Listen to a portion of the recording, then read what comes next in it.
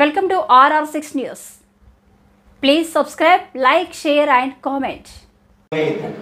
ఇక్కడ నిర్వహించవలసిందిగా మా శాసనసభ్యులు వేమిరెడ్డి ప్రశాంత్ రెడ్డి గారు ఈరోజు మమ్మల్ని అందరికీ పంపడం జరిగింది.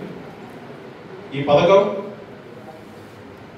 నారా లోకేష్ గారు విద్యాశాఖ మంత్రిగా, డిప్యూటీ సీఎం పవన్ కళ్యాణ్ గారు రాష్ట్ర వ్యాప్తంగా తిరుగుతున్నప్పుడు యువగలం వారాహి యాత్ర, ఈ రెండు యాత్రలు తిరుగుతున్న సందర్భాల్లో ఈ రాష్ట్రంలో ఉన్న కాలేజీల పరిస్థితులు, విద్యా వ్యవస్థ పరిస్థితులు, విద్యార్థులు పడుతున్నటువంటి ఇబ్బందులు వీటిని పరిశీలనలోకి తీసుకుని కూటమి ప్రభుత్వం, భారతీయ జనతా పార్టీ, తెలుగుదేశం, జనసేన కూటమి ప్రభుత్వం ఏర్పడిన తర్వాత ముఖ్యమంత్రి గారి దగ్గర మొట్టమొదటిగా ప్రస్తావించబడిన అంశం విద్యా వ్యవస్థ నుంచి డొక్కా సీతమ్మ గారి యొక్క ఈ అన్నదాన పథకాన్ని ఇమీడియట్లీ ప్రారంభించాలని నిర్ణయం తీసుకున్నారు.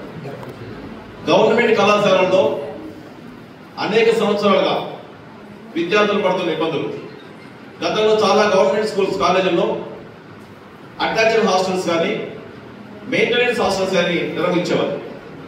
ఆ రోజు టెక్నికల్ విద్యా వ్యవస్థ పెద్ద ఎత్తున లేకపోవడం, ప్రతి ఒక్కరు కూడా డిగ్రీ కళాశాల పైన ఆధారపడి డిగ్రీలు చదవడం అనేది ఆనవాయితీగా వస్తూ ఉంది. అప్పుడు జరుగుతున్న పరిస్థితులు సజావుగా జరిగినప్పటికీ గడిచిన 15-20 సంవత్సరాలుగా ప్రభుత్వ డిగ్రీ కళాశాలలో చదువుకున్న విద్యార్థులకి ఎక్కువ శాతం పేద విద్యార్థులు, మధ్యతరగతి విద్యార్థులకు వస్తున్నారు. వీరందరికీ మధ్యాహ్నం భోజన సమయానికి తిరిగి ఇళ్లను తీసుకొచ్చుకోవడం సమస్య కానీ, మధ్యాహ్నం భోజనం చేయలేక సాయంత్రం దాకా గడపడం కానీ, భోజనం లేక ఇళ్లకి వెళ్ళిపోవడం కానీ డ్రాప్ అవుట్స్ పెరుగుతూ వచ్చాయి.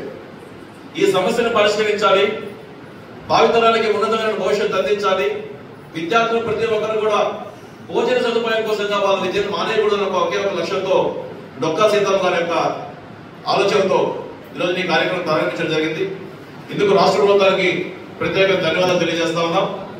డొక్కా సీతమ్మ గారు పశ్చిమ గోదావరి జిల్లా, మీకు చాలా మందికి తెలుసో తెలియదు, నాకు తెలియదు కానీ ఆమె ప్రాంతంలో లంక ప్రాంతాలు ఉండేవి ఎక్కువ. గోదావరి పొంగితే ఆ ప్రాంతంలో ప్రజలందరికీ భోజనాలు ఉండేవి.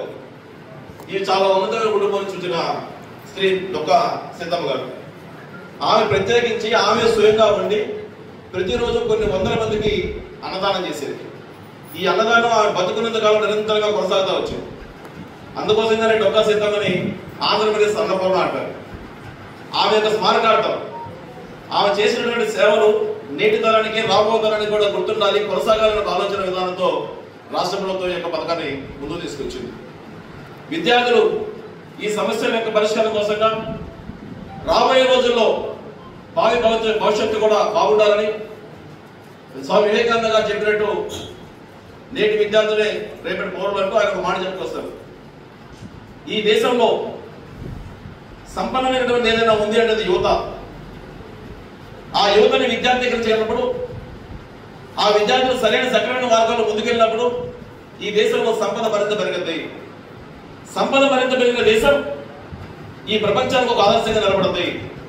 అటువంటి దేశంగా నా భారతదేశం ఉండాలని కళ్ళగంత వ్యక్తి స్వామి వివేకానంద. ఆ ఆశయ సాధనలో విద్యార్థులు ముందుకు పోవాలని కోరుకుంటూ ఈ అవకాశం ఇచ్చిన పెద్దలందరూ కూడా హృదయపూర్వక ధన్యవాదాలు తెలియజేస్తాం.